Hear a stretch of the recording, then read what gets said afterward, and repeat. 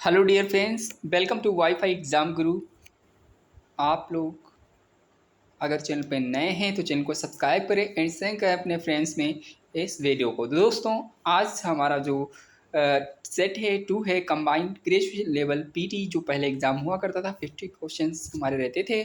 आज हम डिस्कस करेंगे सारे क्वेश्चंस को और इसमें हम लोग पैसेज को डील करेंगे, fill in the blank deal करेंगे, एयर फाइंड करेंगे, वन वर्ड करेंगे, इंटोनेम सब्स्टिट्यूशन करेंगे। यानी कि कुल मात्र यहाँ पे हमारे 50 क्वेश्चंस हैं, उनको हम देखने वाले हैं। टारगेट हमारा रहेगा आज का जो हमारा लाइक जाना चाहिए, कम से कम 100 लाइक जाने चाहिए। दोस्तों, अगर 100 लाइक मेरे पहुंच गए तो मैं समझूंगा कि आप वीडियो प्रॉपर वे में देखते हैं और वीडियो को अच्छे से एंजॉय करते हैं। दोस्तों, मैं फिर से कहूँगा, अगर चैनल पर नए हैं चैनल को सब्सक्राइब करें और लाइक करें, शेयर करें अपने फ्रेंड्स में।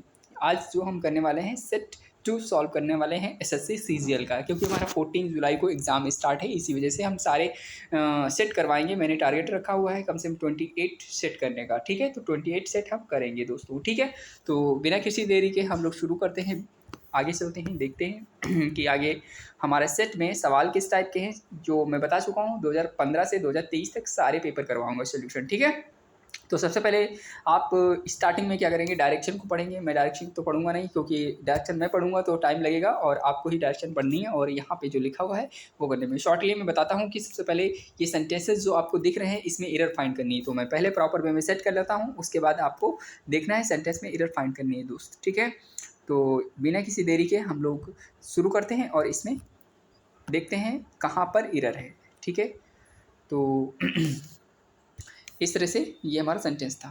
अब देखिए, ध्यान से आपको पढ़ना है और यहाँ पे देखते जाना है कि कहाँ पे एरर होगी। ठीक है, अभी देखो इस पे नया नया सीख रहा हूँ, क्योंकि ये जो हमारा पैड है ये सही से चलाना अभी आया नहीं मुझे, इसी वजह से ये कभी कभी इधर उधर हो जाता है। तो कोई दिक्कत नहीं है, आपको प्रॉब्लम नहीं होगी, क्योंकि मैं इसको सेट कर लेता हूँ। ठीक है, हाँ अब सही है। तो यहाँ पे जो पहला क्वेश्चन दिख रहा है आपको, सबसे पहले क्वेश्चन देखेंगे आप लोग। क्वेश्चन नंबर 1 की बात कर रहा हूँ। यहाँ पे जो क्वेश्चन नंबर 1 है लिखा हुआ है, Bobby learned the alphabets at the age of 2, no error. यानी डी ऑप्शन मेरे पास।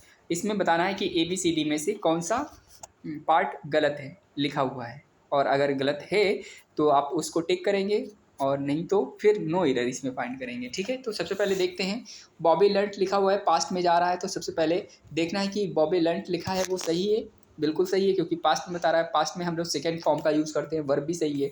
जो अल्फ़ाबेट्स लिखा हुआ है, यहाँ पे अल्फ़ाबेट्स का मतलब होता है लैंग्वेज, और इस लैंग्वेज में यहाँ पे किसी का जिक्र नहीं किया गया। अगर यहाँ पे लैंग्वेज की बात की जा रही है तो दोस्त लैंग्वेज नहीं होगा, यहाँ पे अल्फ़ाबेट्स प्लूरल नहीं होता है। जो अल्फ़ाबेट होता है वो सिंगुलर होता है। यहाँ पे एस नहीं होना चाहिए था, क्योंकि बॉबी लर्नड अभी सीख रहा है। एज ऑफ 2 साल का है बच्चा। जब 2 साल का बच्चा भी है, वो सीख भी रहा है, तो यहाँ पे हमें केवल और केवल अल्फ़ाबेट करना चाहिए। एस जो लगा हुआ है फालतू लगा हुआ है, एस नहीं होना चाहिए। आई उम्मीद करूँगा यहाँ पे आप एरर फाइंड कर चुके होंगे। बी पार्ट हमारा इसमें एरर है। ठीक है, बी पार्ट में हमारी क्या है, एरर है। तो इस तरह से हम इसमें क्या करेंगे, एरर को फाइंड कर लेंगे। उम्मीद करता हूँ कि आप समझ रहे होंगे। ठीक है, कुछ हमारे वर्ड्स होते हैं जो प्लूरल कभी बना नहीं सकते। अगर प्लूरल बनाएंगे तो उनका जो वर्ड मीनिंग है वो दूसरा आएगा। ठीक है, तो आगे चलते हैं। इसमें तो हमारे किस में बी पार्ट में एरर है, यानी एस नहीं होना चाहिए, ये आपको याद रखना है। क्वेश्चन नंबर 2 हमारा है, लिखा हुआ the sum and substance of this poem is as follow.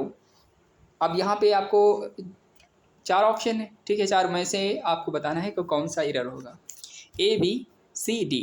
अगर इसमें कोई एरर नहीं तो डी ऑप्शन टिक करेंगे। ठीक है, तो यहाँ पे देखते हैं। सबसे पहले the sum and substance of this poem is as follows. तो सब कुछ तो यहाँ पे सही लिखा हुआ है। द सम एंड सब्सटेंस की बात हो रही है, दिस पोइम है तो सिंगुलर है, इसीलिए सिंगुलर वर्ब है। यहाँ पे इज आपको दिख रहा होगा, एज फॉलोज, तो यहाँ पे नो एरर है दोस्त। ठीक है, नो एरर है, यहाँ पे कोई एरर नहीं है। आपको सेंटेंस दूसरा है उसमें हमारी कोई एरर नहीं है। ठीक है, यानी डी ऑप्शन हमारा होगा इसमें सही जवाब। आगे चलते हैं।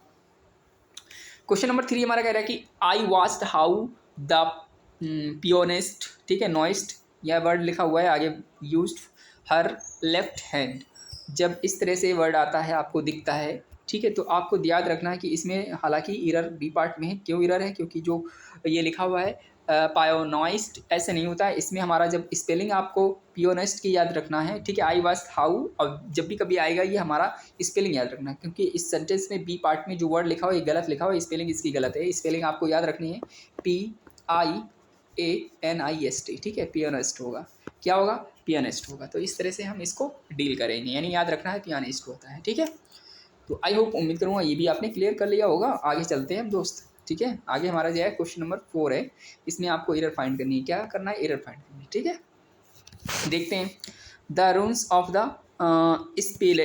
Spillway are a vital clue, ठीक है, क्लू लिखा हुआ है, और to the epic struggle that unfold as generation of यानी कि खमेर इंजीनियर्स कोप्ड विद, और उसके बाद क्या लिखा हुआ है, मैंने तो वो कर दिया, ठीक है, कोई दिक्कत नहीं है, with a water system that grieve complex and unreal, ठीक है। तो इस तरह से आपको देखना है इसमें किस पार्ट में एरर है, तो आपको एरर बतानी है। मैं क्वेश्चन नंबर 4 करवाने जा रहा हूँ, ठीक है, इसमें ध्यान से देखना है। देखिए दोस्त, यहाँ पे अब ज़्यादा डिस्कस करेंगे नहीं, थोड़ा सा हम डायरेक्ट पॉइंट पे आएंगे, क्योंकि आपको ढेर सारे 50 क्वेश्चन का सेट कराना है, तो हमें स्पीड थोड़ी बरकरार मेंटेन रखनी पड़ेगी, हम स्पीड को डाउन नहीं होने देंगे, ठीक है। डायरेक्ट मुद्दे पे आते हैं। क्वेश्चन नंबर 4 में हमारा जो एरर है वो हमारा किस पार्ट में है देखना पड़ेगा, यानी कि हमारे जो पार्ट है ये अनफोल्ड लिखा हुआ, यहाँ पे होना चाहिए अनफोल्डेड, क्योंकि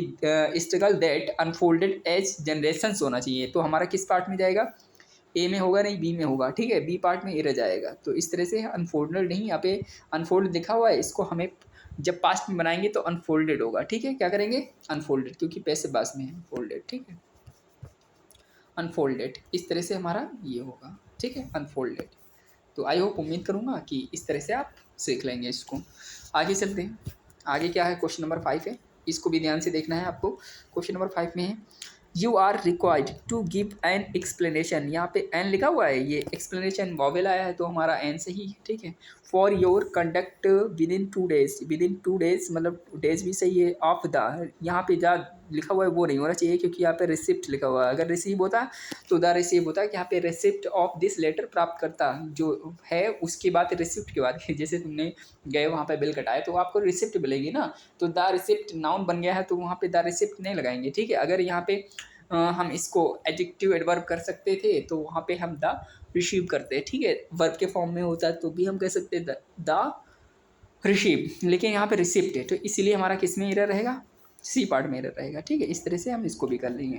आई उम्मीद करता हूँ जितने भी हम लोगों ने क्वेश्चन डील किए हैं एरर से रिलेटेड वो आपको समझ में आ चुके होंगे। अब चलते हैं हम लोग क्वेश्चन नंबर 6 से 10 की ओर। यहाँ पे बहुत आसानी से अब कर लेंगे, क्योंकि उसमें ज़्यादा टाइम लगता है थोड़ा सा, ठीक है। पैसेज और एरर में ज़्यादा टाइम लगता है, दिमाग चकरिया जाता है, ठीक है, बाकी टाइम नहीं लगेगा। देखिए लिखा हुआ है इसमें, जो भी आपको डायरेक्शन दी जा रही है पढ़ना है। सबसे पहले सेंटेंस पे हम आते हैं, आपको ये वीडियो पॉज करना है और डायरेक्शन को पढ़ना है। छोटी सी है डायरेक्शन, ज़्यादा टाइम नहीं लगेगा, आप पढ़ लेंगे, कोई दिक्कत नहीं है इसमें, ठीक है, पढ़ लेंगे। तो अल्टरनेटिव 4 ऑप्शन दिए गए हैं, इसमें आपको पढ़ना है और फिर उसके बाद जो करना है मैं डायरेक्ट मुद्दे पे आता हूँ, बताता हूँ। जैसे लिखा हुआ है क्रिस्डा, ठीक है, क्रिस्डा स्टोरीज, उसकी स्टोरीज है वो कैसी है, और मी वेरी स्ट्रेंजली है, मतलब उसकी स्टोरीज ने मुझे क्या किया, मी मतलब मुझे किया, वेरी स्ट्रेंजली बहुत ही स्ट्रेंज मतलब अजनबी, ठीक है, अजनबी चीज़ें हमें लगी उस स्टोरी में, क्रिस्डा की स्टोरी में। तो जब क्रिस्डा स्टोरीज है तो वो उसने क्या किया हमको, जब आपको ऐसा क्वेश्चन मिले और वहाँ पे देखो, यहाँ पे मैं मुद्दे की बात ये बताऊँगा दोस्त, क्योंकि यहाँ पे इफेक्टेड वो होता है जिससे प्रभावित होता है, ठीक है, और चेंज्ड मतलब बदला हुआ, ये तो हो नहीं सकता ऑप्शन, ये भी नहीं हो सकता। और अफेक्टेड मतलब होता है कि प्रभावित होना, इफेक्ट का मतलब प्रभाव, अफेक्टेड मतलब प्रभावित हुआ। तो यहाँ पे अफ्लिक्टेड, और ये अफ्लिक्टेड है डी ऑप्शन। तो मतलब 3 ऑप्शन है और तीनों में इतना कॉम्बिनेशन है, सेपरेटली आप दिमाग लगाइए। इफेक्टेड, अफेक्टेड जो मतलब है बिल्कुल सेम सेम है, पास के वर्ड है। ऐसे वर्ड अगर आते हैं तो आप क्या करेंगे, अफ्लिक्टेड, दिमाग लगाएंगे ना, दिमाग लगाएंगे और बताएंगे क्या आंसर होगा। तो दोस्त यहाँ पे आपका सही जवाब क्या होगा, आप कमेंट करिएगा मुझे, और यहाँ पे जो सही जवाब है सी ऑप्शन है यहाँ पे। क्या होगा? सी ऑप्शन होगा दोस्त, ठीक है। तो बाकी हमारे गलत हो जाएंगे, क्योंकि इसका मतलब है कि जो कृष्णा स्टोरीज हैं उनसे हम प्रभावित हुए हैं, वो हमारे लिए क्या थी? स्ट्रेंजरली थी, मतलब वो एक हमारे लिए नई थी और अजनबी की तरह थी, ठीक है। तो हमारा क्या होगा? सी ऑप्शन होगा। अब इस तरह से हम लोग इसको कर लेंगे दोस्त, ठीक है। तो आई होप, उम्मीद करता हूँ कि आपने इसमें काफ़ी कुछ सीखा होगा, ठीक है। अफेक्ट मतलब होता है, फिर से मैं एक बार बोलता हूँ, देखो, अफेक्ट मतलब होता है प्रभावित करना या प्रभावित करती हैं, और अफ्लिक्ट मतलब होता है पीड़ित करना। अब स्टोरी जो कृष्णा स्टोरीज है वो स्ट्रेंजरी हैं, लेकिन वो पीड़ित तो करेंगे नहीं, दर्द तो देंगे नहीं, इसलिए अफ्लिक्ट का मतलब होता है, अफ्लिक्ट से बना हुआ है, अफ्लिक्टेड, दर्द से पीड़ित, है ना, पीड़ा से पीड़ित। ऐसे पीड़ित करना, जब कोई पीड़ित करता है, भूत प्रेत चुड़ैल, तो इसको हम अफ्लिक्टेड बोलते हैं, ठीक है। जब हम किसी से प्रेरित होते हैं या प्रभावित होते हैं तो वहाँ पे हम लोग अफेक्टेड बोलते हैं, मतलब हम उससे अट्रैक्ट हो चुके हैं या हम उससे प्रभावित हो चुके हैं। तो इस तरह से हमारे जो वर्ड आएंगे उनके हम लोग अफेक्ट के यूज़ करेंगे। इफेक्ट जानते हैं, मतलब इसमें कोई चीज़ों में चेंजेज आते हैं, प्रभावित होती हैं चीज़ें, उसको इफ़ेक्ट बोलते हैं। जैसे कोरोना के इफ़ेक्ट बहुत बड़े हैं लोगों पे, है ना, इस तरह से इनके कॉजेज़ भी होने चाहिए। तो इस तरह से हम इसको यूज़ कर लेंगे, सारे वर्ड हमारे क्लियर हो जाएंगे। आगे हम बात करते हैं क्वेश्चन नंबर 7 की। तो इसमें क्या कह रहा है, ध्यान से आप पढ़िए और फिर ऑप्शन दिए गए उनको देखिए, ठीक है। लिखा हुआ है सी पाइप्ड हर राइवल, ठीक है, द गोल्ड मेडल। जब गोल्ड मेडल किसी उसको मिलता है ना, सी उसको, तो पाइप पे हर राइवल, उसको क्या करना पड़ता है बताइए। 4 ऑप्शन में से आप दिमाग लगाइए क्या हो सकता है, क्योंकि यहाँ पे जो टिक है वो सही ही नहीं है, आपको मतलब अपना दिमाग लगा के बताना है क्या सही होगा। तो आई होप, उम्मीद करता हूँ, जो पिप होता है बहुत कम अंतर से हराना होता है किसी को। जैसे यहाँ पे जो मैंने बताया ए और सी में क्या पता बहुत कम फासला है ना, कम चीज़ों का मतलब अंतर है। ऐसे ही यहाँ पे जो पिप्ड होता है, इसका मतलब होता है कम अंतर से हराना किसी को। अगर आप किसी को कम अंतर से हराते हैं तो उसमें आपको यूज़ करना पड़ेगा, क्या यूज करना पड़ेगा? फॉर का यूज़ करना पड़ेगा। फॉर जिसमें है वो हमारा सी ऑप्शन होगा। She pipped her rival for the gold medal के लिए, आपने बहुत ही कम अंतर से उसको हराया, ताकि और नियर विद उनकी चीज़ों के मतलब डिस्टेंस के लिए लगता है नियर और विद टू, हम लोग फॉर का यूज़ करेंगे, ठीक है। आगे चलते हैं क्वेश्चन नंबर 8 में लिखा हुआ है बाई मॉर्निंग द फरी ऑफ द फ्लड्स। जो फरी होता है, फरी का मतलब होता है कि मतलब चीज़ें से, मतलब आप कोई चीज़ें ले रहे हो तो उसमें आपको प्रॉब्लम हो रही है और उन चीज़ों से आप गंभीर रूप से परेशान हो रहे हैं, ठीक है। तो किसी बुरी चीज़ की तीव्रता से में कमी आना, जिसको हम बोलते हैं फरी, ठीक है। तो यहाँ पे 8 जो फरी होता है उसका मतलब होता है कोई बुरी चीज़ें हैं उनमें कमी आ रही है। जैसे बाय मॉर्निंग से मतलब सुबह से फरी ऑफ द फ्लड कम हो रहा है कुछ, तो इसको हम लोग क्या बोलेंगे, आपको बताना है। 8 का क्या होगा, अगर कमी आ रही है, बुरी चीज़ों की कमी आती है तो हम लोग इसमें क्या लगाएंगे। तो सही आंसर होगा अबेटेड बोलते हैं, ठीक है। जब भी कभी ऐसे क्वेश्चन मिले तो हम लोग फरी ऑफ द फ्लड्स, तो पूरा हम लिखेंगे यहाँ पे, क्या लिखेंगे, अबेटेड, फ्लड्स की कमी आ रही है, बुरी चीज़ों की कमी आ रही है, ठीक है। तो हमारा 8 का जो सही आंसर होगा ए होगा, तो हम लोग ए ऑप्शन इसमें सही करेंगे, ठीक है। तो आगे चलते हैं, क्वेश्चन नंबर 9 लेते हैं, 9 और 10 एक साथ करते हैं। 9 क्वेश्चन लिखा हुआ है work should be guided by some dash दिया गया है, उसके बाद डिज़ायर ऑफ अल्ट्रुइज्म एंड। तो सबसे पहले वर्क शुड बी गाइडेड, जब वर्क शुड बी गाइडेड है बाई सम और उसमें डैश आपको लगाना है, तो डिज़ायर ऑफ अल्ट्रुइज्म मतलब होते हैं परोपकारी लोग, उनको हम लोग अल्ट्रुइज्म बोलते हैं। अल्ट्रुइज्म के साथ जो व्यक्ति होता है ना, वो मानवता प्रेमी होता है, मतलब परोपकार करने वाला व्यक्ति एक मानवता प्रेमी होता है, ठीक है। फिलांथ्रोपिस्ट बना हुआ है फिलांथ्रोपी से।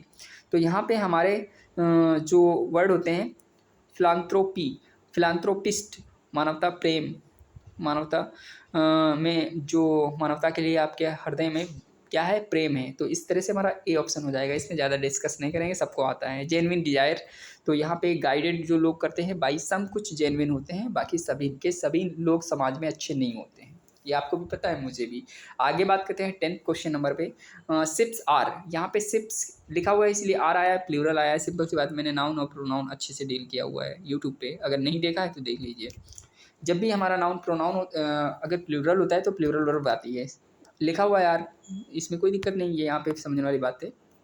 आगे चलते हैं।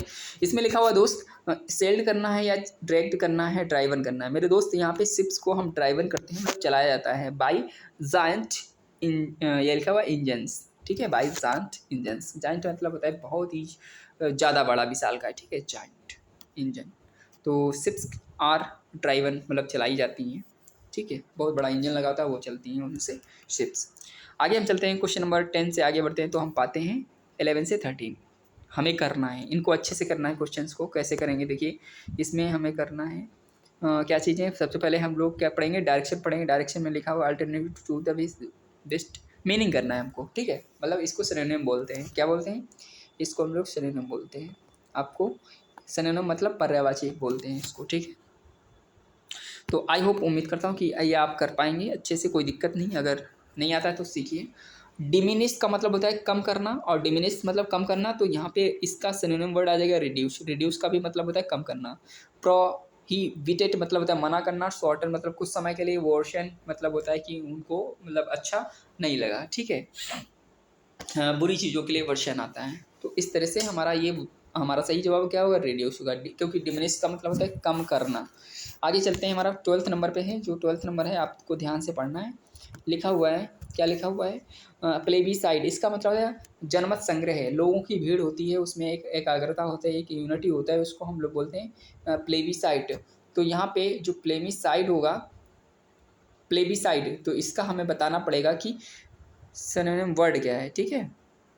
सिनोनिम मतलब इसका मीनिंग क्या निकल रहा है। तो मीनिंगफुल डेटा, यहाँ पे जब आप बात करेंगे तो यहाँ पे जनमत संग्रह जो होता है वो किसके लिए यूज़ करते हैं, रेफरेंडम होता है या रिजर्वेशन होता है, रिप्रेजेंटेशन होता है, क्या होता है। तो आई होप, उम्मीद करता हूँ कि आप लोगों ने आंसर अपने मन में क्लिक किया होगा। तो यहाँ पे सही जवाब होगा रेफरेंडम, ठीक है, डी ऑप्शन हमारा सही होगा।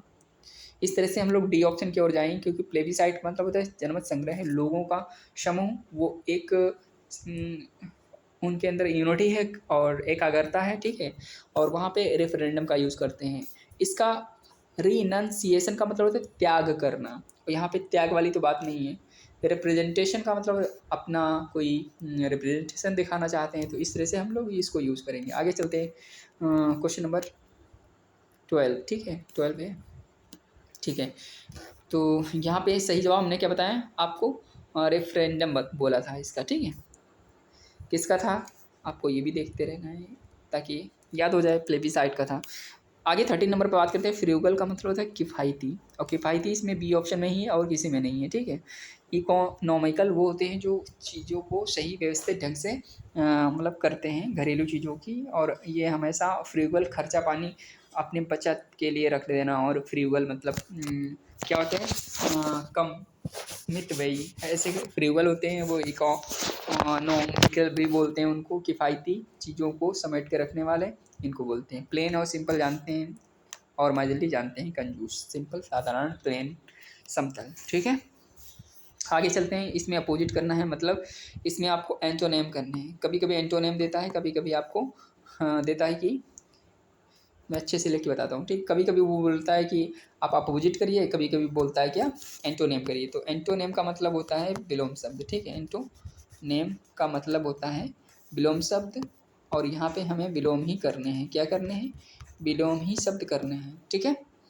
तो आई होप, उम्मीद करता हूँ कि आप लोग कर लेंगे और हमारे साथ बने रहेंगे तो आपको आ भी जाएगा। जैसे मैं बात करता हूँ अर्बन। अर्बन का मतलब होता है जो अर्बन होते हैं वो हमारे क्या होते हैं, सभ्य लोग होते हैं।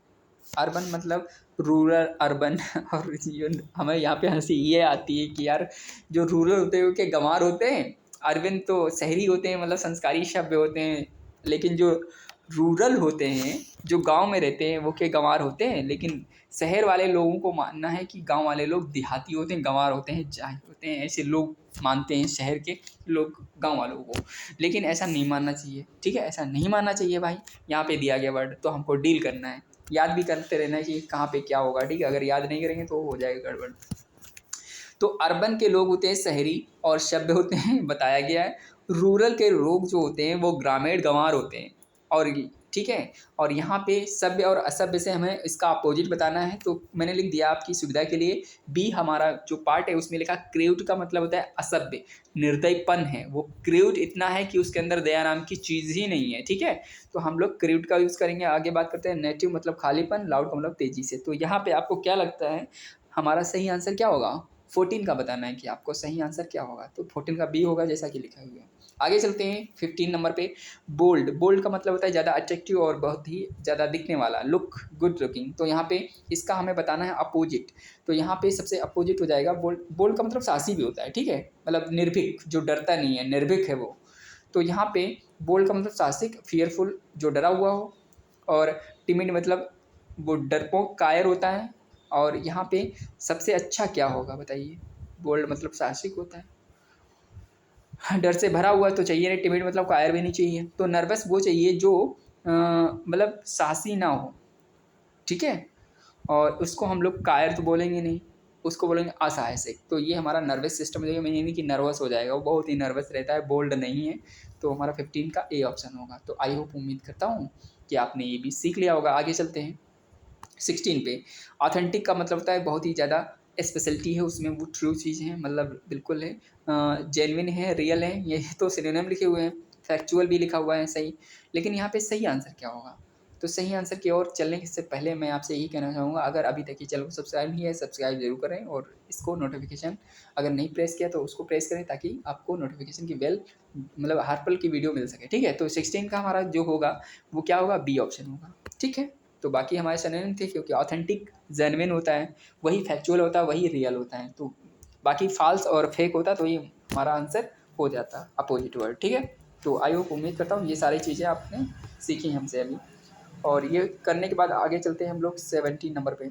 17 नंबर में क्या कह रहा है ये आपको देखना है। लिखा 4 अल्टरनेटिव दिए गए हैं और ईडियम फ्रेजेस को हमें करना है। क्या करना है? ईडियम फ्रेजेस करना है। यहाँ पे डायरेक्ट आपको बताते हैं आंसर और उसको याद करते चलना है। आप रिवाइज कर रहे हैं क्योंकि ये रिवीजन सीरीज है, आप अच्छे से रिवाइज करिए, कोई दिक्कत नहीं है। तो ईडियम फ्रेजेस, पहला क्वेश्चन है 17 का, I hope you will back me. Back beam का मतलब होता है कि फिर से वापस द मीटिंग के लिए आ जाना। तो यहाँ पे सपोर्ट होगा हमारा आंसर, मतलब जब बैक मी बोलता है तो इसका मतलब होता है सपोर्ट मी, ठीक है। वापस आकर आप मीटिंग में क्या करेंगे? आई होप, मैं उम्मीद करता हूँ कि आप मुझे सपोर्ट करेंगे, ठीक है। तो आगे बढ़ते हैं। 18 नंबर पे लिखा हुआ, आई एंड माई फ्रेंड, मैं और मेरा मित्र ऑलवेज हमेशा क्या करते हैं? गो डच करते हैं। गो डच का मतलब होता है कि डिवाइड से द कॉस्ट से, अपनी कॉस्ट को मतलब डिवाइड कर देते हैं। तो यहाँ पे जब हम इस तरह से पाते हैं वर्ड, इसका मतलब आपको सी ऑप्शन 18 का हम लोग सी ऑप्शन लगाएंगे, ठीक है। तो क्वेश्चन नंबर 18 का हमारा सही जवाब क्या होगा? सी होगा। मतलब जब भी आपका डच गो डच आता है तो इसका मतलब होता है डिवाइड द कॉस्ट होगा। क्या होगा? कॉस्ट होगा, ठीक है। आगे चलते हैं क्वेश्चन नंबर 19, 20, 21। लिखा हुआ है आ क्लोज फिस्टेड मैन। आ क्लोज फिस्टेड का मतलब होता है जो व्यक्ति पूरी तरह से क्या हो? क्लोज फिस्टेड हो। अब आगे लिखा हुआ है उससे सेंस लगाया जा सकता है कि इसमें 4 ऑप्शन में से क्या होगा, यानी डज नॉट नो, कुछ नहीं जानता, द सिग्निफिकेंस ऑफ ह्यूमन, मतलब सिग्निफिकेंस होता है चीज़ों की कमी, ऑफ ह्यूमन मतलब उसके जीवन में। तो आप क्लोज फिस्टेड मैन, इसको याद रखना पड़ेगा 19 का, ठीक है। 19 का आंसर आपको याद रखना पड़ेगा, सी ऑप्शन होगा। मतलब आमाइजर वो कंजूस होता है अपनी लाइफ में, अगर उसके पास चीज़ों की कमी होती है। यार बेचारा कोई गरीब है, जैसे मैं एक नॉर्मल सबसे गरीब की बात करूँ तो सबसे गरीब कौन होता है? जो हाथ फैला के मांगते हैं वो तो गरीब होते नहीं हैं, दिखते हैं गरीब लेकिन होते नहीं हैं। तो वही हाल है कि प्यार कभी दिखता ही नहीं है, और जो करता है वही जानता है, ठीक है। इस तरह से चीज़ें होती हैं कुछ, वो हर कोई किसी की चीज़ें नहीं समझ सकता है, ठीक है। तो आगे यहाँ पे हम लोग उनकी बातें ही नहीं कर रहे हैं। बाकी आते हैं मुद्दे पे। मुद्दे पे हमारी ये चीज़ें, जो जिनके पास चीज़ों की कमी होती है वो हमेशा मतलब गरीब होते हैं। वो होते नहीं कंजूस, लेकिन उनकी मजबूरियाँ उनको कंजूस बना देती हैं, ठीक है। जैसे सी ऑप्शन हमारा सही हो, आमाइजर। कभी भी आ क्लोज फिस्टेड मैन दिखे तो उसका मतलब होगा आमाइजर। आगे बात करते हैं क्वेश्चन नंबर 20 पे हमारा क्या लिखा हुआ है, लिखा है, बात करते हैं। He is as daft as a brush. Don't believe a word of what he says, मतलब जब भी आपको as daft as a brush लिखा दिखाई मिले, यानी कि इसका इडियम बनेगा as daft as a brush. ठीक है, as daft as a brush, तो इसका मतलब वो जो ब्रश है, मतलब डाफ्ट है, वो एज अ ब्रश है। तो इस तरह से इसका आंसर 20 का क्या होना चाहिए? 20 का आंसर बी ऑप्शन होगा। मतलब हम लोग इसका बात करेंगे रियली सिली, मतलब वो सच्चाई के साथ सिली है, बहुत ही बुद्धू टाइप का है। ठीक है, सिली। एज डॉफ्ट एज अ ब्रश का मतलब होता है कि रियली में सिली है वो, है ना। आगे बात करते हैं 21 क्वेश्चन नंबर पे। 21 क्वेश्चन नंबर हमारा क्या कह रहा है? ठीक है, देखिए इसमें आपको गलत टिक मत करिएगा, क्योंकि मैंने बता चुका हूँ अक्लोज फिशेस माइजर होता है, और एज डॉफ्ट एज ब्रश इसका मतलब होता है रियली सिली, और इसका हम लोग करने जा रहे हैं 21 का। I shall always remember my alma mater with gratitude. तो जब भी कभी I shall always remember my alma mater with gratitude, यानी अल्मा मैटर कभी भी आता है तो इसका मतलब ये हो जाता है कि इसका मतलब 21 का जो आंसर होगा हमारा डी ऑप्शन, यानी कि कह सकते हैं कि institution where I got education. जहाँ पे हम लोग शिक्षा को ग्रहण करने जाते हैं उसको हम लोग बोलेंगे कि अल्मा मैटर। अल्मा मैटर का मतलब होता है institution where I got education, एक ऐसा इंस्टीट्यूशन जहाँ पर शिक्षा ग्रहण की जाती है, आई गॉट एजुकेशन। ठीक है, तो अल्मा मैटर कभी भी आ जाता है तो उसका हम सही आंसर लगाएंगे institution where I got education. ठीक है, आगे चलते हैं, क्वेश्चन नंबर डील करते हैं 22 से 31 तक ही हमको करने हैं क्वेश्चंस। तो यहाँ पे सही से आपको डायरेक्शन पढ़ना है। डायरेक्शन में क्या लिखा हुआ है, ये अल्टरनेटिव दिए गए हैं और इसमें हमें इम्प्रूवमेंट की ज़रूरत है तो इम्प्रूवमेंट करेंगे, अगर नहीं है तो हम लोग वहाँ पे नो इम्प्रूवमेंट का ऑप्शन दिया है उसको हम टिक करेंगे। तो ABCD आपको 4 ऑप्शन दिए जाते हैं। ठीक है, तो उसमें आपको यही करना है। आप डायरेक्शन पॉज करके वीडियो पढ़ेंगे।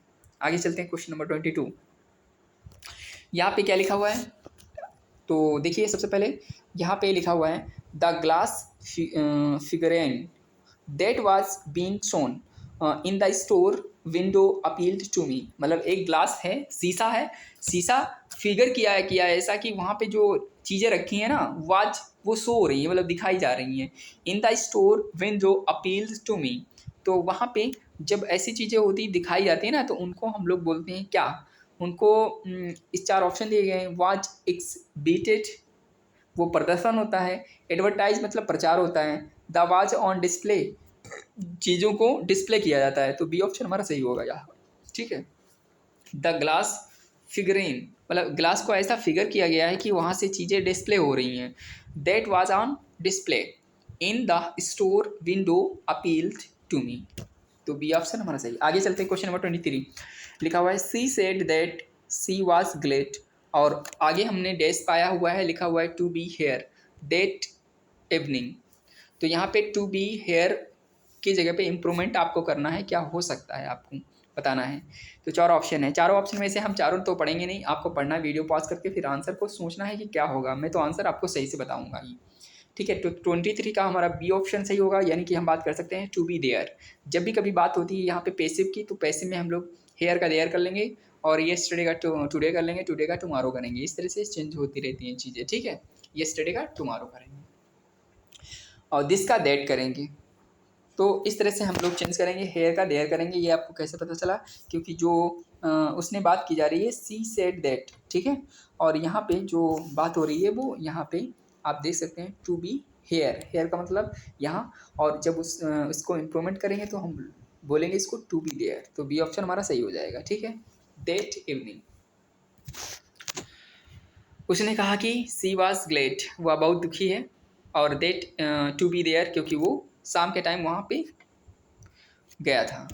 आगे बात करते हैं कि 24 पे the notorious criminal went to the police to go the prisoner. जो नोटोरियस मतलब क्रिमिनल थे वो वेंट चले गए कहाँ पे, पुलिस ने उसको क्या go to go the prisoner, jail में लेके गए उसको पुलिस लोग। ठीक है, क्रिमिनल को।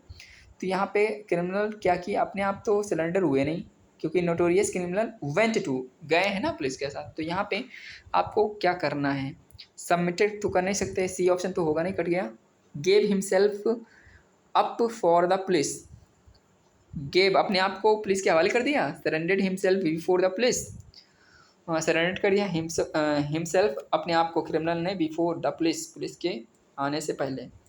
24 का आंसर क्या होगा? 24 का आंसर हमारा होगा सरेंडर किया जाता है जब अपने आप मतलब बेगुनाह, आप गुनहगार हैं तो गुनहगार लोग अपने आप को सरेंडर किया करते हैं। क्या करते हैं?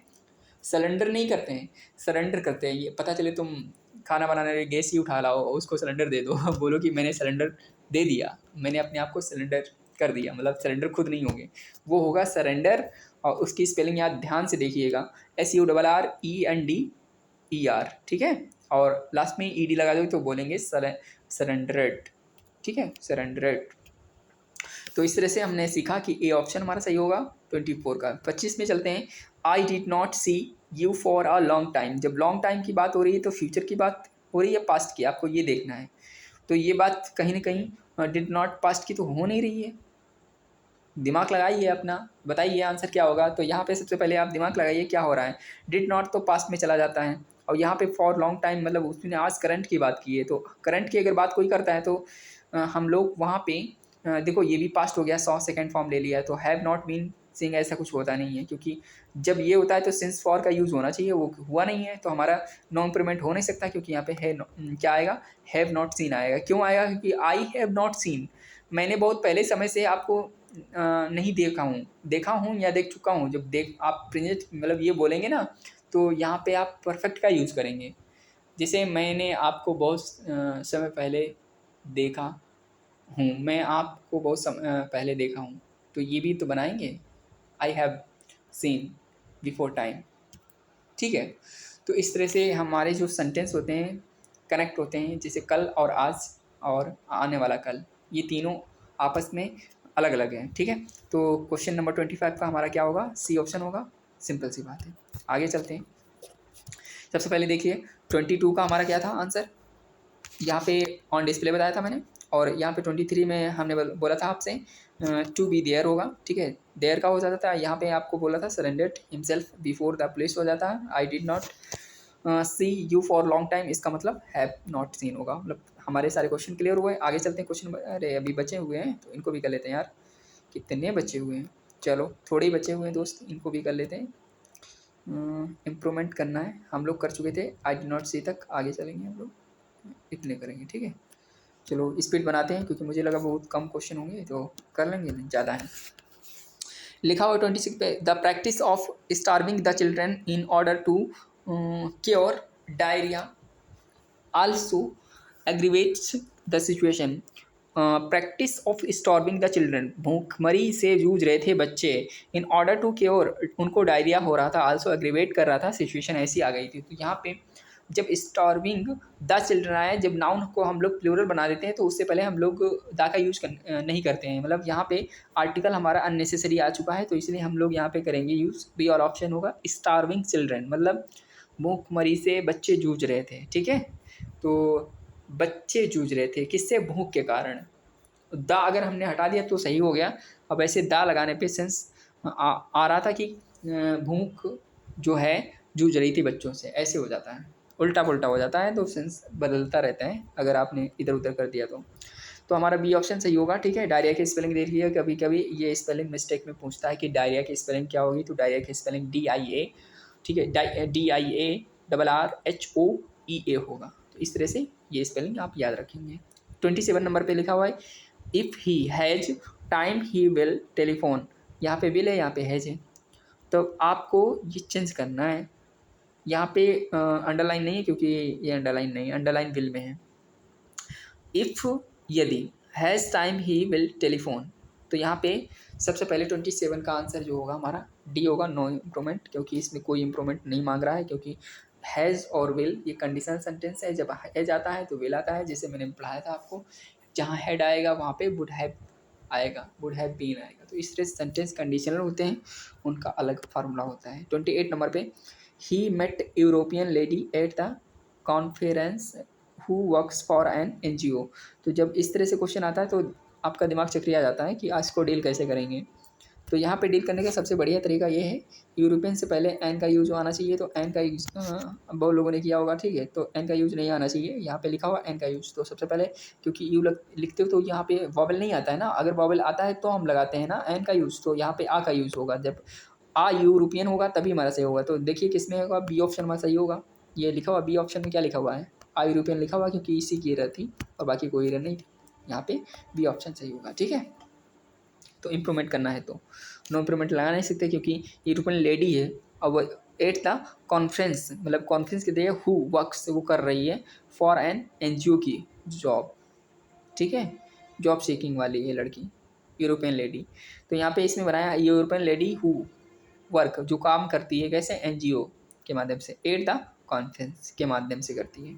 तो आई होप, उम्मीद करता हूँ ये भी आपने सीख लिया। अगला 29 नंबर पे लिखा हुआ है who we do not believe, और आगे हम डैश करेंगे in a dual policy of the company. जब इन अ ड्यूल लिखा हुआ है तो यहाँ पे आपको इम्प्रूवमेंट करना है इम्प्रूवमेंट, और किस में करेंगे, तो इस तरह से इन दिस ड्यूल, मतलब ड्यूल जो होता है हमारा एक सिंगुलर होता है, इसलिए हमें आ ड्यूल नहीं केवल बोलेंगे इन दिस ड्यूल।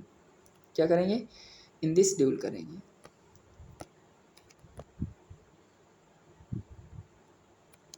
ऑप्शन हमारा सी होगा, ठीक है।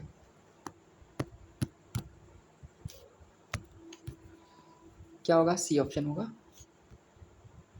तो आई होप, उम्मीद करता हूँ कि ये वाला आपने कर लिया होगा, सी ऑप्शन की ओर जाएंगे। अगला 30 नंबर क्वेश्चन है, आई आई है ये 30 number question. This news is too good to be true, ठीक है।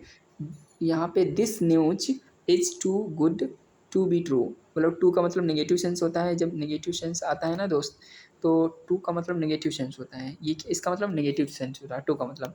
यानी कि जैसे मैं बात करूँ,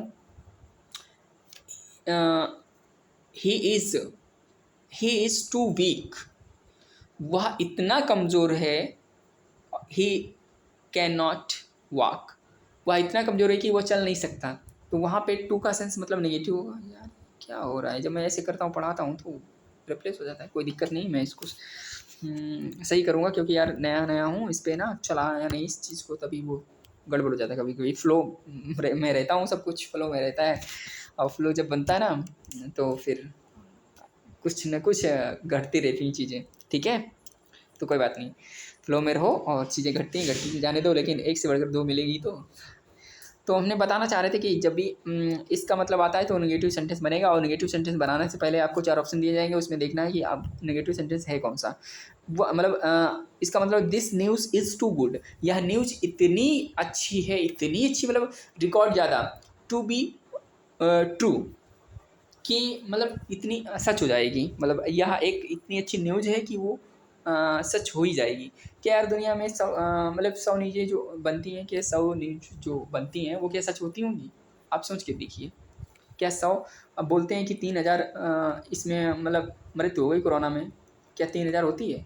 क्या मतलब एक्यूरेट होता ही नहीं होती। तो यहाँ पे एब्सोल्युटली मतलब इसको हम कह सकते हैं कि ऐसी न्यूज़ेस होती हैं उनमें सच्चाई बहुत कम होती है। तो यहाँ पे सिंपल सी बात है, नेगेटिव बनाना है, जब टू गुड आता है तो नेगेटिव बनाना ही बनाना है, इसमें कोई दिक्कत नहीं है। तो ए ऑप्शन में है सो गुड दैट, मतलब है तो अच्छी, इस तरह से अच्छी है कि it can not be true, मतलब यह सच नहीं हो सकती। तो यहाँ पे ए ऑप्शन हमारा सही हो जाएगा। क्वेश्चन नंबर हम लोग चलते हैं 31 क्वेश्चन नंबर में बोला है कि he is somehow tall for his age, उसकी जो एज है सम हाउ की जगह पे हम लोग रेदर का यूज़ करेंगे। 31 का आंसर हमारा क्या होगा, सी ऑप्शन होगा। जब भी कभी किसी एज से रिलेटेड क्वेश्चन आता है तो आप लोग रेदर का यूज़ करेंगे, ठीक है। इसलिए बता रहा हूँ क्योंकि यहाँ पे his rather he sense they पाएगा, टॉल फॉर हिज एज, वो अपनी उम्र से क्या है, हिज एज अपनी उम्र से अधिक लंबा है, tall for his age, rather आएगा सी ऑप्शन। आगे चलते हैं क्वेश्चन नंबर कौन सा है दोस्त, क्वेश्चन नंबर 34 करते हैं। इसमें डायरेक्शन ये है कि alternative choose word sentence indicate blanking appropriate oval in the answer set, out of the alternative choose substitution बताना है। क्या बताना है, सब्स्टिट्यूशन बताना है। ये लिखा हुआ है सब्स्टिट्यूशन, वन वर्ड सब्स्टिट्यूशन है। आप तो इसके शौकीन हैं, ठीक है। उम्मीद करता हूँ 5 में 5 सही होंगे आपके, 5 है 10 है, हाँ जो भी है, यानी कि 32 से 38 है, 32 वाला भी काउंट होगा, 6 3, ऐसे देख लो ना, 3 3 6 1 7, सातों सही हो जाने चाहिए आपके, ठीक है। देखिएगा, ध्यान से कमेंट करिएगा। लिखा हुआ है या फिलहाल ये 7 हैं। अगर 7 ये करते हो इंटरव्यू मेरे साथ करते हो, कम से कम 10 के 20 क्वेश्चन ले जाते हैं आप, ठीक है। यहाँ पे लिखा गया है 50 क्वेश्चन करवाएंगे, लेकिन नहीं होते हैं आपके ज़्यादा क्वेश्चन, इसलिए वीडियो को ध्यान से देखेंगे और समझेंगे। लिखा हुआ है question 32, to free someone from all blames, ठीक है। To free someone from all blames मतलब सारे ब्लेम, जितने भी उस पर ब्लेम लग रहे हैं, इल्ज़ाम लग रहे हैं, वो सारे के सारे क्या हैं, वो फ्री हैं, उनमें कोई रोक टोक नहीं है, सारे इल्ज़ाम लग रहे हैं, उसको कोई मतलब नहीं है। तो यहाँ पे जो सही आंसर हो जाता है, सही आंसर की ओर चलने से पहले आपको समझा देते हैं कि ये जो ऑप्शन है बाकी की, वो क्या कहना चाह रहे हैं। वो बेचारे कहना चाह रहे हैं कि फॉरबिट मना करते हैं, फ्लैंक्स मतलब ऐसे कैद करके रखते हैं, कंसुलेटेड इसका मतलब होता है चीज़ें कंसुलेटेड होती हैं, ठीक है। तो इस तरह से हमारे यहाँ पे सही आंसर क्या है, एक्सोनरेट मतलब उनको हम निकाला जाता है, ठीक है। एक्सोनरेट का मतलब होता है कि बाहर निकालने की चीज़ें होती हैं, उस पर इल्ज़ाम नहीं होता, वो इल्ज़ाम फ्री है, कोई भी गुनाह कर दे तो वो फ्री है, मुक्ति है, मुक्ति यानी फ्री है, उस पर नो ब्लेम ब्रेम मतलब फ्रॉम, और उसके लिखा था क्या लिखा था, ऑल ब्लेम, जो उस पर सारे, to free someone from all blame, ऐसा कोई होता है व्यक्ति जिस पे इल्ज़ाम लगे और इल्ज़ाम ना माना जाए, तो एक्सोनरेट होता है, ठीक है। आपको याद रखना है, इसमें जो सही आंसर होगा वो हमारा डी होगा, ठीक है। मैं टिक करता चलता हूँ ताकि याद रहे। आगे चलते हैं, द ब्यूरियल ऑफ कॉप्स, ठीक है। द ब्यूरियल ऑफ कॉप्स का मतलब जहाँ पे क्या होता है, इंटरमेंट होता है, इंटरमेंट, तो बी ऑप्शन हमारा सही होगा। आगे चलते हैं, 34 में लिखा हुआ, a person who deliberately sets fire to a building, तो यहाँ पे जो हमारा होगा, जो सही होगा आंसर, वो हमारा क्या होगा, बी ऑप्शन होगा, यानी कि हम कह सकते हैं अर्सोनिस्ट, ठीक है, अर्सोनिस्ट्स, बी ऑप्शन हमारा सही होगा, ठीक है। आगे बढ़ते हैं, क्वेश्चन नंबर 35 लिखा हुआ है, one who makes an official examination of account, जब ऐसी बातें होती हैं, वन हु ऐसा व्यक्ति होता है, makes on official examination of account, तो हम लोग इसमें यूज़ करेंगे ऑडिटर, किसका यूज़ करेंगे, ऑडिटर का यूज़ करेंगे, ठीक है। आगे चलते हैं, क्वेश्चन नंबर 30, हाँ, that which can not be affected, तो यहाँ पे क्या होगा, जब अफेक्टेड की बात आती है तो यहाँ पे हम यूज़ करेंगे इंडेलिबल, ठीक है, इंडेलिबल। आगे, one who does not believe in the existence of God, एक ऐसा व्यक्ति जिस पे भगवान पे भरोसा नहीं करता, उसकी लाइफ में है ही नहीं भगवान, वो नास्तिक है पूरी तरह से, तो बोलते हैं एथिस्ट।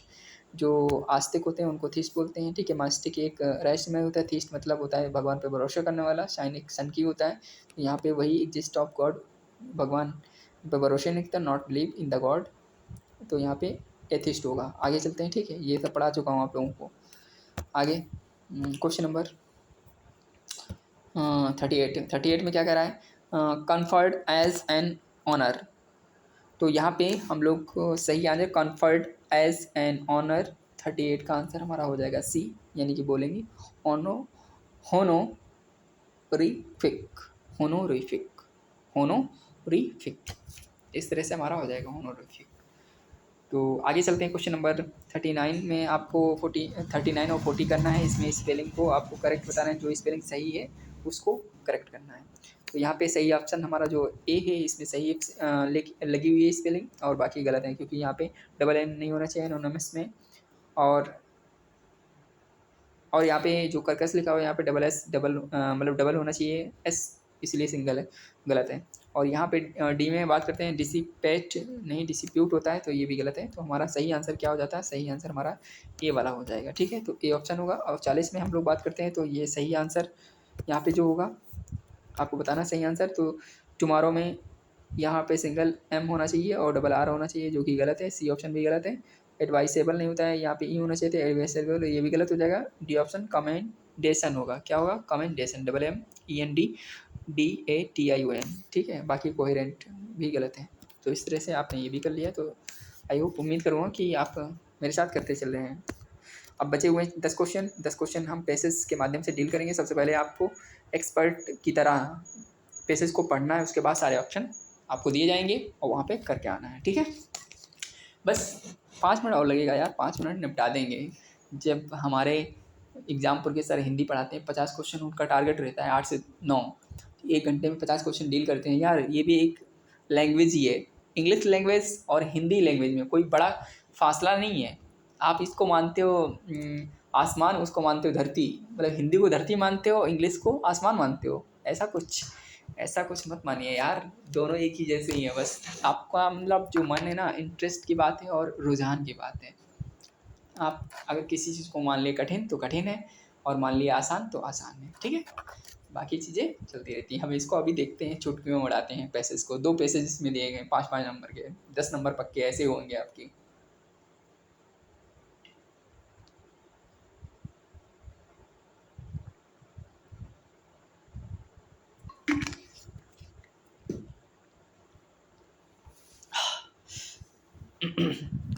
देखिए मेरे साथ पढ़िएगा, और करना है इसको। पानी पी रहा था दोस्त। लिखा हुआ है द पब्लिक डिस्ट्रीब्यूशन सिस्टम। मैं पढ़ता हूँ, ध्यान से देखिएगा, ठीक है। अंडरलाइन नहीं करेंगे क्योंकि अंडरलाइन पहले से है, और फिर लाइन खींचेंगे तो फिर डिस्टर्ब हो जाएगा, आपको दिखेगा नहीं। The public distribution system which provides food at low prices, ठीक है। Low prices is the subject of a vital concern. There is a growing realization that thought though India has enough food to be feed its masses 2 square meals a day, the monster of starvation and food insecurity continues to haunt the poor in our country, increasing the purchasing power of the poor through providing productive employment, leading to rising income and thus good standard of living is the ultimate objective of public policy. However, till then there is a need to be provide assured supply of food through a return, बोलते हैं इसको यानी कि restructured, more efficient and decentralised public distribution system, यानी PDS का पूरा नाम है डिसेंट्रलाइज्ड पब्लिक डिस्ट्रीब्यूशन, यानी हमारा पब्लिक डिस्ट्रीब्यूशन सिस्टम पीडीएस का पूरा नाम है। Although the PDS is extensive, it is one of the largest such system in the world. It has not reached the rural poor and the remote places. It remains an urban phenomenon, with the majority of the rural poor still out of its reach due to lack of economic and physical access. The poorest in the cities and the migrant are left out, for they generally do not possess ration card. The allocation of PDS supplies in big cities is larger than in rural.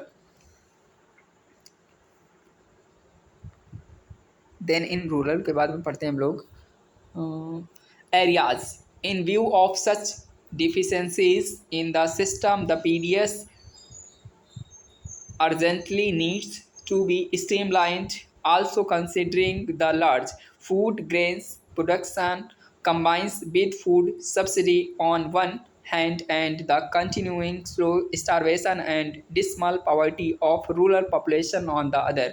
There is a strong case for making PDS target group oriented. By making PDS target group oriented, not only the poorest and the neediest would be reached without additional cost, but we can also reduce the overall cost incurred. तो मैंने passage पढ़ा, दिमाग में आपको conscious होकर पढ़ना है passage को, और जो चीज़ें वहाँ पे चल रही थी उनको हमें विजुअलाइज करना है और दिमाग में सोचना है कि इसका मीनिंग क्या होगा। मतलब कंप्यूटर की तरह ब्रेन को मतलब ट्रेन करना है, और वहाँ पे चीज़ें निकलती रहेंगी, आप सेट करते रहेंगे, और फिर क्वेश्चन करने में कोई प्रॉब्लम नहीं होती, चाहे जितने क्वेश्चन आ जाए आपके सामने। अगर आप पैसेज आपने ध्यान से पढ़ा है तो डायरेक्टली कर लेते हैं। देखते नहीं विवेक सर कैसे पढ़ाते हैं एग्जाम में, तो वहाँ पे पैसेज पढ़ा डायरेक्ट आंसर। तो ऐसे ही आपको आना चाहिए, डेली प्रैक्टिस मेरे साथ करेंगे और आपको आ जाएगा, यकीन दिलाता हूँ, ठीक है। चलते हैं हम लोग क्वेश्चन करते हैं। तो पहला क्वेश्चन था बोला जा रहा है कि the public distribution system which provides food eight, वो मतलब ऐसी जो डिस्ट्रीब्यूशन की सिस्टम की कंपनी है, विच प्रोवाइड्स, वो मतलब जो फूड प्रोवाइड करती है वो कैसे करती है, किस मात्रा में, subject of vital concern, subject उसका क्या रहता है, तो उसका लो प्राइसेस रहता है, क्योंकि हमने बात की थी सबसे पहले पैराग्राफ में, फर्स्ट लाइन थी हमारी, ठीक है, फर्स्ट या सेकेंड, तो हम लोगों ने इसको पढ़ा था, यानी लो प्राइसेस पे फूड मिलता है, किसको, गरीब लोगों को। आगे बात करते हैं 42 पे, लिखा which of the following is true public distribution system, मतलब पीडीएस का पूरा वर्क क्या है, वो उसके बारे में लाइनें लिखी गई हैं, चार में से कौन सी सही है। बात करते हैं, ए ऑप्शन लिखा हुआ it has improved it's effectiveness over the years, इसके बारे में बात नहीं की गई, ठीक है, पहला ऑप्शन तो बिल्कुल नहीं है। It is unique in the world because of its effectiveness, world की बात नहीं की गई, हटा दो। It has remained effective only in the cities, तो बात की जा रही है remaining effective only in the cities के बारे में बात की जा रही थी, ठीक है, सी ऑप्शन यहाँ पे सही होगा, क्यों, क्योंकि यहाँ पे सिटीज़ में पीडीएस का वर्क करता है अच्छा से, बाकी हमारे गाँव में ये वर्क अच्छे से नहीं करता, क्योंकि गांव में तो राशन कार्ड होता है, वहाँ पे लोग जाते हैं, खा लेते हैं, भूखमरी इतनी ज़्यादा नहीं होती, लेकिन यहाँ खेती बाड़ी कुछ होता नहीं है, लोगों को प्रॉब्लम होती है रहने की और खाने पीने की, पानी की, तो इसी इल्लतों से होकर गुजरते हुए लोगों के लिए पीडीएस कंपनी ने शुरू किया कि हम लोग क्या करेंगे, वहाँ पे लो प्राइस पे खाना देंगे, और वो भी बना हुआ, ठीक है। 43 नंबर पे लिखा what should be an appropriate step to make the PDS effective, PDS effective किस लिए है, शुड बी अप्रोप्रिएट स्टेप कौन सा होगा चार ऑप्शन में से, तो ये बताता है कि to make it target group oriented है, क्या है टारगेट, एक ग्रुप में लोगों को मतलब भोजन देना, उनको मतलब उनकी देखभाल करना, और इस तरह से ये हमारा ए ऑप्शन सही हो जाएगा, बाकी के इसमें कोई मतलब ऐसा था नहीं, ऑप्शन जो अप्रोप्रिएट होता है, ठीक है, आप दिमाग लगाइएगा, वीडियो को पॉज करके, कोई टेंशन नहीं है, आप दोबारा पैसेज पढ़िए, उसके बाद आ जाएगा, वीडियो को दो बार देखिए। क्वेश्चन नंबर 44 देखते हैं, लिखा हुआ है 44 the full form of PDS, जिसे हमने बता चुका था, पब्लिक डिस्ट्रीब्यूशन सिस्टम, क्या था, पब्लिक डिस्ट्रीब्यूशन सिस्टम था इसका, बाकी पार्टी था नहीं, है ना, पार्शियल था नहीं, प्राइवेट था नहीं, तो पब्लिक के लिए था, इसलिए पीडीएस का यूज़ किया, हमने बोला था इसका यूज़ होगा। आगे बात करें 45 क्वेश्चन नंबर पे, what according to the passage would be the rational of making the PDS target group oriented था, इसका मेन उसका अकॉर्डिंग टू द पैसेज के अकॉर्डिंग क्या है उसका मेन पर्पज, तो इसका मतलब था गिव फूड, मतलब भोजन देना, अब वो किसको देना, forest section without additional cost, मतलब जो गरीब तबके के लोग थे उनको बिना किसी एक्स्ट्रा चार्ज के भोजन फ्री ऑफ कॉस्ट देना, और वो भी फ्री ऑफ कॉस्ट ही है, जब इतने लो प्राइसेस 3 रुपये 4 रुपये में खाना आपको भरपेट मिल रहा है, तो और क्या चाहिए, ठीक है, तो इस तरह से आप कह सकते हैं, ये हमारा सी ऑप्शन होगा। आगे चलते हैं, पेज नंबर 2 को पढ़ते हैं और करते हैं, 5 क्वेश्चन बचे हैं, ये भी हम शानदार ज़बरदस्त कर लेंगे, कोई दिक्कत नहीं है, स्पीड में करेंगे थोड़ा, ठीक है।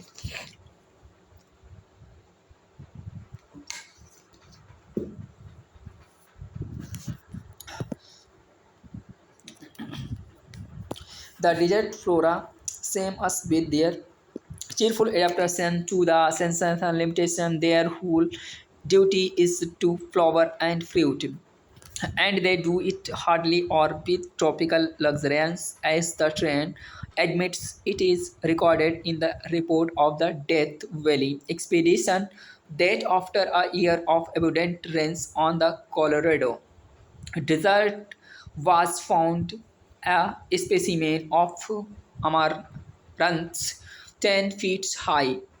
A year later, the same species in the same place matures in the drought. At 4 inches, seldom does the desert herb attain the full stature of the type. Extreme aridity and extreme altitude have the same dwarfing effect, so that we find in the high Syria and in Death Valley related species in miniature that reach a commonly growth in mean temperature. Vary the fertile are the desert plants in expedient to prevent evaporation, turning their foliage edgewise toward the sun, growing silky hairs, exuding thick gum. The wind, which has a long sweep, hurries and helps them. It rolls up dunes about the stocky stems, encompassing and protective and above the tunes, which may be as with the mosquito 3 times as high as a man. The blossoming twins flourish and bear fruits. What stop the desert flora? Question number 46 देखते हैं। ठीक है, passage हमने पढ़ा, उसको समझा और उसमें से आंसर निकलते हैं। आपको 4 ऑप्शन में से बताना है क्या सही होगा। ठीक है, क्वेश्चन नंबर सबसे पहले आपको 46 करना है। 46 में क्या लिखा हुआ है ध्यान से पढ़ना है। What stops the desert flora? क्या रोकता था डिजर्ट फ्लोरा के लिए फ्रॉम परफॉर्मिंग द ड्यूटी, उसकी perform duty dear duty well, अच्छे से ड्यूटी ना कर पाने की। ठीक है, परफॉर्मिंग जो था उसका, उसके लिए डिजर्ट फ्लोरा के बारे में बात की जा रही है।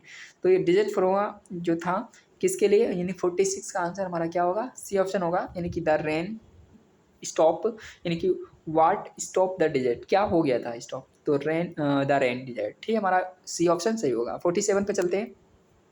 What lesson do the desert flora have to teach us, यानी कि हमको क्या सिखाता है डिजर्ट फ्लोरा, तो हमको ये सिखाता है how to adopt to limitation, हमें अपने बारे में सोचकर मतलब ये कि हम लोग चीज़ों को नई नई जगह पे जाते हैं, एडॉप्टेशन नहीं कर पाते हैं, हम लोग अनुकूल वातावरण में नहीं रह पाते हैं, अनुकूलन वहाँ का नहीं मिल पाता, उस तरह से आपको प्रॉब्लम होती है रहने में। तो इन चीज़ों के लिए हमें वो सिखाता है कि हर जगह हम नहीं रह सकते, जहाँ पे हमें सूटेबल है वहीं पे हम रह सकते हैं, इसका मतलब ये हुआ। आगे चलते हैं क्वेश्चन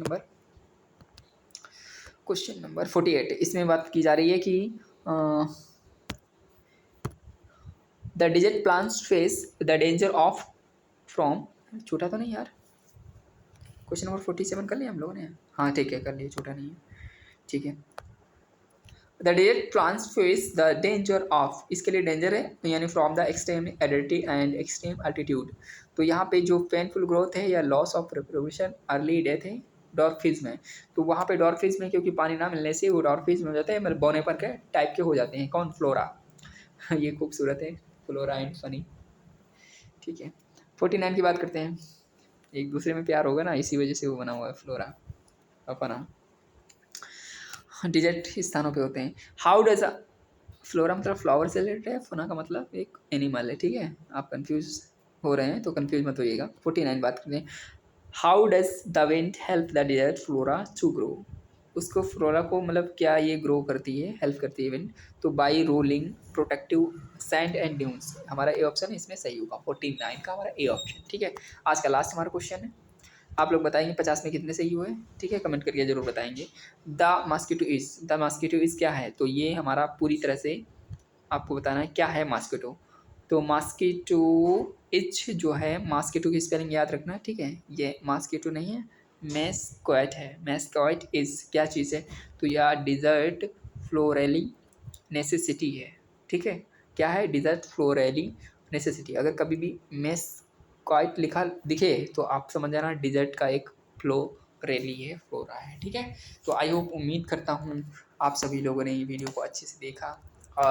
आपको बताना है अपना स्कोर कि 50 में आपके कितने सही होते हैं। कमेंट सेक्शन में जाके आप अपना स्कोर बताएंगे। ठीक है दोस्त, और स्कोर बताने से आप मतलब अपनी जो एफिशिएंसी है, क्षमता को आप जा सकते हैं। ठीक है, तो दोस्तों मिलते हैं हम लोग नए, जो हमारा सीरीज़ चल रहा है रुकना नहीं चाहिए, और हमारी कल की क्लास को आगाज़ करेंगे। एक मैराथन नाम हम देंगे, सबसे पहली बार हम यूट्यूब पे एक वीडियो इतनी लंबी शूट करेंगे, तो उस वीडियो को ज़रूर देखिएगा। उसमें हम लोग कम से कम 4-5 टॉपिक को डिस्कस करेंगे। ठीक है, 1 वर्ड जितने भी आए हैं हमारे एसएससी में, जितने भी हमने आज तक ये देखे नहीं होंगे, प्रीवियस सेट पेपर से इधर उधर से कलेक्शन करके मैंने आपको देने की कोशिश की है। ठीक है, तो उसको हम कराएंगे, मैराथन होगी, सबको बता दीजिएगा। ठीक है, और लिंक हम पेस्ट कर देंगे वहाँ पे, वहाँ से आपको वीडियो मिल जाएगी। ठीक है, तो दोस्तों चैनल को सब्सक्राइब करके जाना अगर नए हैं तो, और लाइक कमेंट जरूर करिएगा। मिलेंगे हम लोग सेट 3 में, यानी कि मॉर्निंग में। तो आज के लिए बस इतना ही। Thank you so much, bye bye, take care.